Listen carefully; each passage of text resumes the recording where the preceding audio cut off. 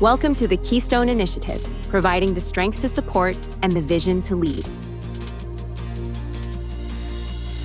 Welcome, everyone, to the Keystone Initiative. As many of you know, in architecture, the keystone is the wedge-shaped stone at the very top of an arc. It is the final piece placed during construction and the one that locks all other stones into position, allowing the structure to actually bear weight. Today, we are exploring the kind of leadership that acts as that locking force, the kind of leadership that says, without this, the structure doesn't hold. Joining me today is Unikrishnan KP, or Uni, as he's known to his colleagues. Uni is currently the Senior Vice President of Marketing for the Americas at Palo Alto Networks. Prior to this, he served as Palo Alto Networks' Global Chief Marketing Officer, and his career has been defined by driving transformative impact through brand, strategy, and innovation. Uni, welcome to the Keystone Initiative. Victor, thank you very much. Great to be here. Appreciate the opportunity. Uni, let's start by looking at the foundation of your leadership experience. You spent a decade at Sun Microsystems. During your time there, you headed the marketing portfolio for over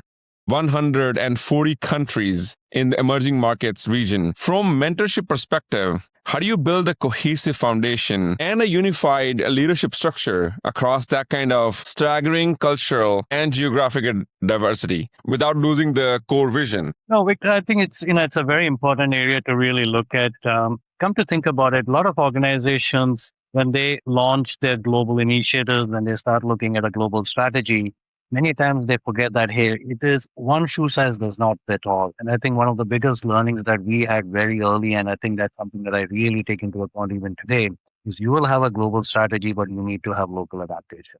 And when I say adaptation, it really doesn't mean, just changing the language. I mean, that goes by default, but it's really about the connection, the cultural quotient, the diversity quotient, the way by which you can connect with your audience in different parts of the world.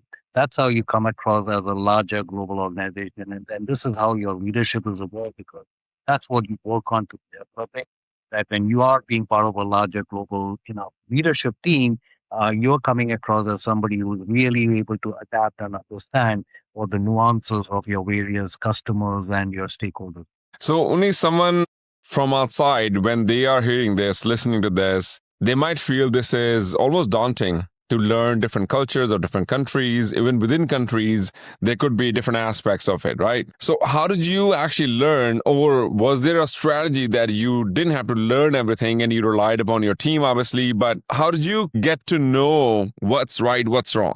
Absolutely. I think one of the things that I learned early on is from somebody who's coming in assuming that you know everything, your goal should be to really be having the ability to connect and stitch it together and then create your own perspective of what it needs to be done. So what do I mean by that?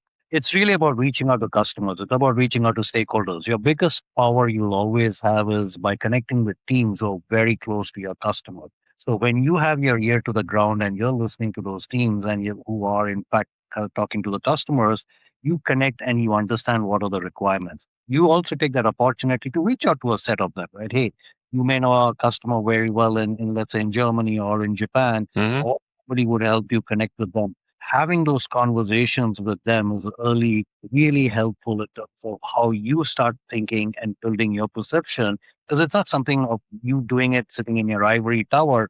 It's really about you having the ear to the ground and listening from what your customers want and building a strategy by which you're able to solve their problems. Uni, you talk about the architecture of modern marketing. In your profile, you explicitly mention a passion for disrupting traditional approaches through creativity, innovative marketing solutions. How do you convince a B2B executive board to approve bolder, out-of-the-box creative ideas in this new landscape? I'm adding air quotes and AI here. And as a leader, how do you mentor your team to think like disruptors rather than just taking orders? Yeah. I think it starts with, first of all, what's the problem you're trying to solve for your stakeholder, for your customer? It starts with that, right? I think if you're able to have a strong confidence of understanding that you know what the customer's pain point is, and you're building a plan or a marketing strategy or an initiative to address that, I think that's your first fundamental piece. Second important thing is then how do you kind of build a shared narrative that you are able to take to all your stakeholders and say, listen, this is how we are going to be building a story together as one unified vision. to reach out to help addressing a customer's pain point. Through that, what are you doing? You're building communication, you're building inclusivity, you have facts about what the customer needs, and that is how you kind of build a shared approach by which you're able to then go to your stakeholders and say, hey, listen, this is how we can go together as a unified team or a function or an organization to go help solve a customer's pain point. Only when you are planning for a new launch, if you're planning for a regional marketing events, what is one thing that bothers you or always stays at forefront that makes sure that it doesn't go wrong? What is the one thing that you're always concerned about? So one thing that I've learned very early in my life is Murphy's Law does exist. Okay? Things can go wrong. And I think the most important learning is how can you be malleable and agile? And it, by the way, it doesn't link back to just an event or a marketing activity. It links back to our industry and the businesses that we are Sure. because there's so much of massive transformation that's going on. Or your customers' requirements are changing, or stakeholder requirements are changing. If you're going to be sitting in a very legacy, archaic, architectural approach that is not going to be shifting, that's a recipe for failure. So the most important thing is how are you going to be malleable? How are you going to be agile? How would you look at, hey, if this is the route that you're taking for an initiative, for a campaign, and you need to make these tweaks, how are you able to do that early instead of having to wait till the whole campaign is over and then realizing it failed? So how do you make those course corrections early in the stage? And I think that is very important, not only just as a marketer, but as today's professionals, because we need to be working in a very, very agile environment because that's the need of the business today. Right. One of the things I ask my executive guests here, from outside, it always looks that you already have the title, you already at the job, you are an executive at a really large company. How do you prepare for that? You use the right word, prepare, right? So it's about what's the homework that you do. When you're getting into a meeting, what is the problem statement that you're trying to solve within that meeting? Who are the stakeholders? What are their hot buttons? How do you walk into a meeting to get them to understand this is a meeting for us? How am I here to solve what you need? And how am I here also listening to what you need? So when you go with that approach, I think that kind of sets the foundation for a very fruitful and a productive meeting. And I think that is very critical because if you're jumping from meetings to meetings, many a times it does happen in a busy schedule that we have. But if you take that little bit of time early in the morning before you start your day, before that meeting, before you get into the meeting, to do that little bit of a preparation on what you're going to achieve, what does success look like in that meeting, I think it'll have a different perspective on the outcome than just walking Sure. only and then trying to figure out how do we kind of narrate through the whole thing. Only most of the time, marketing is seen as that you can change perception. I think last time when we were talking about, you said a lot of the customers have already made up their 60% of their decision before they actually arrive to talk to you. Yep. Since marketing always have to be at the front of the conversation or the decision, how do you take inspirations? Because you always have to come up with new. Everybody else can listen to marketing, take inspirations from you, content from you, insights from you. Where do you start and keep up with that? I think the most important fundamental learning that all of us have to go through and understand is marketing is all about storytelling. Right? It is about how do you think about your customer as the hero? How do you understand the customer's challenges? And how do you as a company provide them the solution, the tools, the technology to make that person a champion? That's really what it is, right? And then you take a step back to start thinking about you as a larger organization, about how we are in a mode where we are prophetic. We know where the world is leading, right? We have the vision to kind of tell you what are the things that's going to happen in some shape, size, and form, Right. and prepare you for where the world is going. I think the AI is a great example, right? I mean, it's something if you really look back, I think if I remember right, roughly the SaaS transformation took about 15 years. The cloud transformation was again in a similar range of couple of many years. The AI transformation is happening as we speak, and there's prediction of it could be anywhere between 1 to 3 years. So how are you able to go and connect with your customer and say, hey, here are the things that you need to be prepared, Right. what we can potentially help you address that. I think that is where it starts. And while you're doing all of these things, how do we as marketers be ahead of the game with AI, for example, right? I mean, it's about using technology and AI to speed to market. It's about having those insights. It's about having the agility. I mean, if you're going to be launching a new campaign or an initiative that used to take 9 months, in an AI world, lot changes in a couple of weeks and months, right? Do you have the marketing tools by which you're able to personalize, create the content, build the customer journey, make a decision making campaign, etc., etc., etc., in couple of days and hours? That's where AI comes, right? So the marketing tech stack is also evolving, and Right. how to bring storytelling with all the tools that you have to be ahead of the game. Long-winded answer, but hopefully that addresses the question. It does. And let me ask you a curveball actually. With AI, I'm sure the effectiveness of the jobs have increased. Where now whatever was taking 3 days, now it's taking 3 hours, just random numbers. But what is one area in marketing that you feel that AI had really disrupted, not You mean to say in a negative manner? yeah, negative manner. Like what is one area in marketing that AI had actually made it negative instead of positive?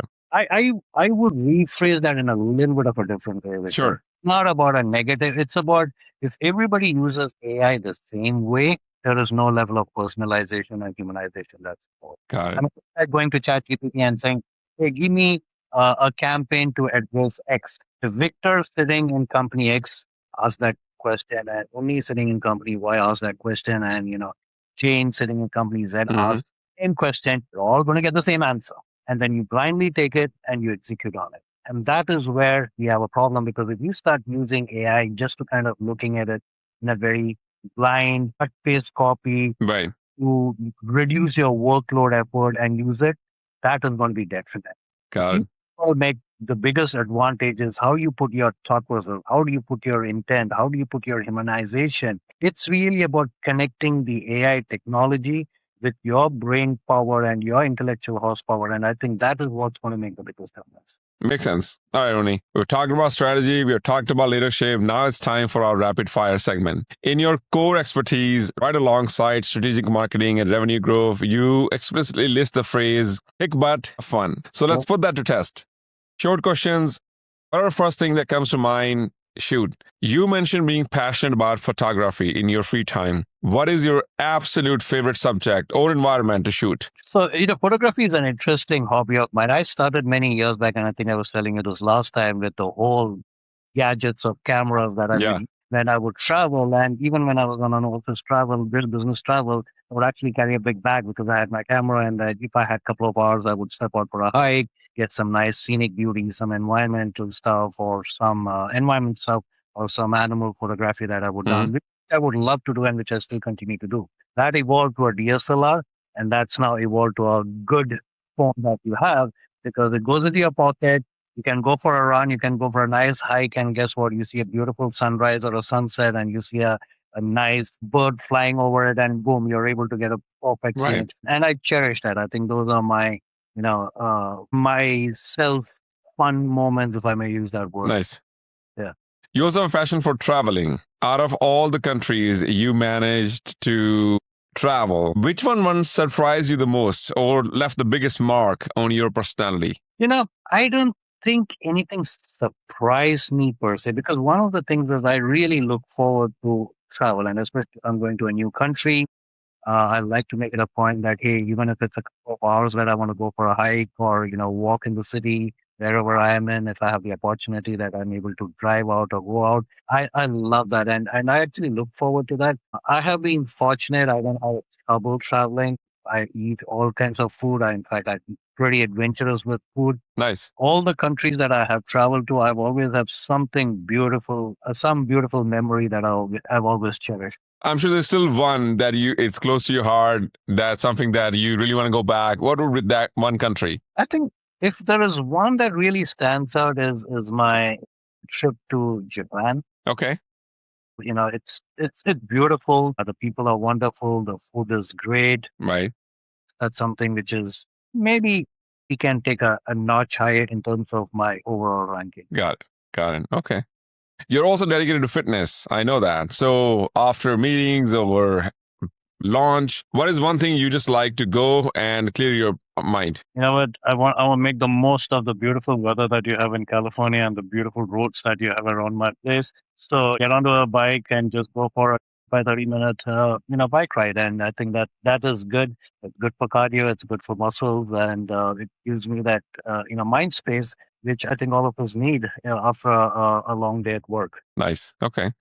So last one is a bit serious, not so much for fun, but you are a strong advocate for children's education as well as being involved in initiatives like promote women in cyber and cyber safety. For the aspiring leaders who are listening and watching today, what is one step they can take to better support these causes in their own local communities? Right.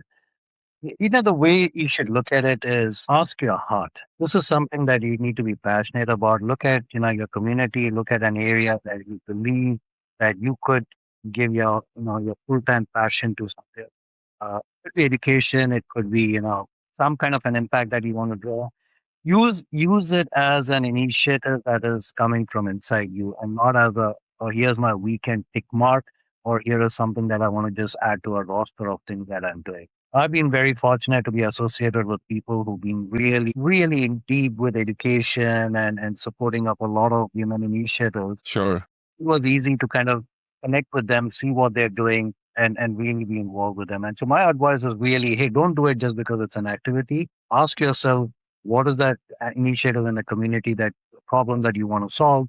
How can you be putting your heart and soul into it, and how can you be passionate about it? And I think that will give you all the gratification. And I'm sure in that way, I think whosoever is going to be invested, they don't feel that they are giving away their time or energy to something that they don't believe. If you believe in the cause, I think that will continue getting you motivated again and again, over and over. 100%, 100%. I think you touch upon the right point over there, because then it's not about, hey, have I set aside that time. It's really about what have I contributed and what I've given that time. And I think that's the most important way of looking at it. Thank you so much for being here. You have given us a masterclass on how to support massive teams and lead with genuine vision globally. To our audience, thank you for joining us. Remember, you have the strength to support and the vision to lead. We'll see you next time on the Keynote Initiative. Only once again, thanks so much. Victor, thanks for having me over here. Have a great day.